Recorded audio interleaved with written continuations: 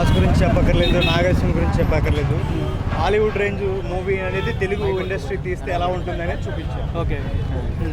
Music కానీ, background కానీ, visual effects కానీ అన్నీ top most. Telugu industry already Rajamouli గారి పుణ్యమా అని మొత్తం ట్రెండ్ అనేది ఒక తీసే విధానం అంతా మారిపోయింది. రాజమౌళి గారి పుణ్యమా అది బాహుబలితో మొదలైంది. బాహుబలి వల్ల ఒకప్పుడు హిందీ, బాలీవుడ్ కానీ, తమిళ్ కానీ వీటన్నిటికీ తీసిన విధానం బాహుబలి తర్వాత రాజమౌళి గారి వల్ల మేకింగ్ అనేది మారిపోయింది మొత్తం. సో ఇప్పుడు నెక్స్ట్ లెవెల్ అనే చెప్పాలి.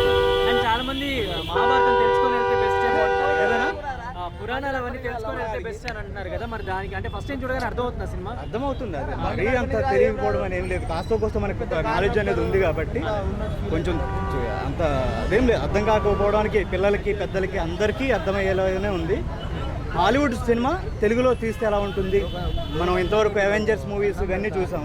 తెలుగులో నాగార్జున బెస్ట్ ట్రై చేశాడు, చాలా బాగుంది. సో పార్ట్ 2 కోసం ఏమన్నా లీడ్స్? ఖచ్చితంగా పార్ట్ 2 ఉంటుంది, కానీ అది ఎప్పుడో అనేది తెలియదు. కానీ బాగుంటుంది సినిమా అయితే చూడండి. Okay, thank you.